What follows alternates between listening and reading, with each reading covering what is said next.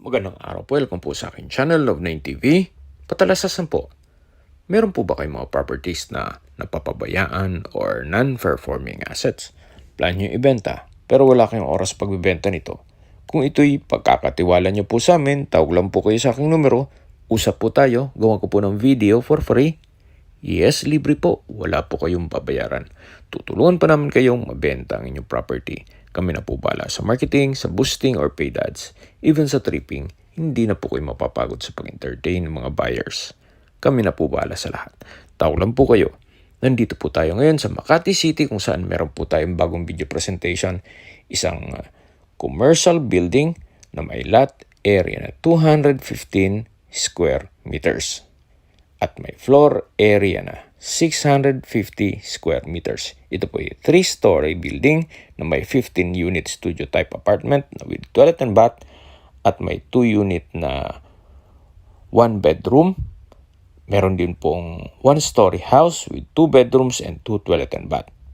Ang monthly income po nito ay nasa 250 to 300,000 pesos a month. Ito po ay halos bago pa. At hindi po natin mapapasok lahat ng unit kasi occupied po lahat. Pero ganun pa man, kung ano lang ang abutan natin, yun lang po ang may present ko sa inyo. Nasa corner lot po ito at sa dokumento naman, ito'y titulado at buhay po ang may-ari. Kaya wala po kayong magiging problema sa documentation or sa transfer ng title. So ito po yung hagdan papunta sa second floor. So gaya po ng nasabi ko sa inyo, hindi po natin mapapasok lahat ng units gawa ng ito'y okupado. Kumbaga privacy naman po sa mga nangungupahan. Ito yung hallway. Then ito po yung mga unit. So kaliwat kanan po yan. May sariling mga toilet and bath din po kada kwarto. So hanggang dito po yung hallway at babalik po tayo dun sa hagdan. At aakyat po tayo sa third floor. Ito pong hagdan ay naka-concrete staircase, then metal handrail at railing. Meron din po itong staircase window at pulido naman po ang pagkapalitada, pati pagkapintura. Kaya kung sakaling ma-acquire nyo po ito, ito'y ready for operation na. Ang kulang na lang po dito ay inyong supervision. So nandito na po tayo sa third floor. So ganun din po. Lahat pong unit dito ay okupado. Hanggang hallway na lang po tayo. Then siguro, upon tripping, pwede natin pakiusapan yung isa sa mga unit dyan para ma-check ninyo. Total, identical naman po lahat ng units dito. At dito po sa dulo, meron pong sliding glass window para sa natural ventilation.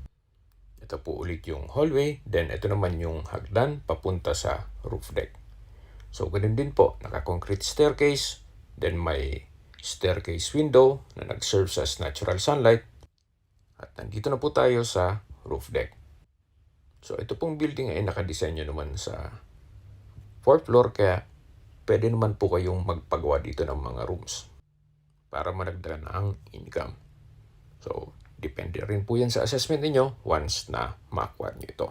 So, ito po yung magiging kapitbahay nyo once na na-acquire nyo ito. Nasa sentro po ito. At malapit po sa lahat. So pag-usapan po natin ang distance, location at travel time. Mula po sa EDSA, ang distance is 150 meters or a minute walk. Then mula naman po sa Walter Mart, Makati or Makati Square, ang distance is 1.5 kilometers at ang travel time is 10 minutes. Mula naman po sa Makati Medical Center, ang distance is 2.5 kilometers at ang travel time is 18 minutes. Mula naman po sa MOA, ang distance is 3.8 kilometers at ang travel time is 15 minutes. Mula naman po sa BGC, ang distance is 6.3 kilometers at ang travel time is 38 minutes.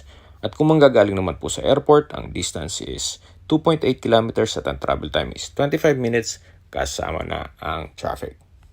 Okay, sa presyo na po tayo. Binebenta po ito ni owner sa halagang 75 million pesos. Kung may mga katanungan po kayo o gusto mo po sa tripping dito sa property nito, tawag lang po kayo sa aking numero. At sa mga kababayan naman natin nasa ibang bansa, meron po akong Telegram. Sa mga iPhone user man, may iMessage, Meron din pong Imo, Skype, Viber at WhatsApp. Same number lang po, 0917-316-3399. Sa mga nagtatanong naman po namin Facebook, meron po kami Facebook page na Nov9 TV at Facebook Reels Video. Makisuyo po, pakilike and follow na rin. Meron din po kami ibang YouTube channel na The Nov9 TV channel at AC Listings. Sana po naibigyan yung aming video presentation. Pakilike and subscribe na lang po sa aking channel para ma-update din po kayo sa aking future listings. Kung sakali po hanap nyo yung mas malaking sukat ng lupa, meron din po kami ibang listings na pwede nyo pagpilian. Huwag po kayong makatubiling tumawag sa amin, then let us know your budget para malaman namin kung anong property pwede namin i-alok sa inyo. Sa lahat pong viewer, subscriber at nagtiwala po sa amin, salamat po sa suporta. Ingat po kayo lagi at yung pamilya. Maraming salamat po.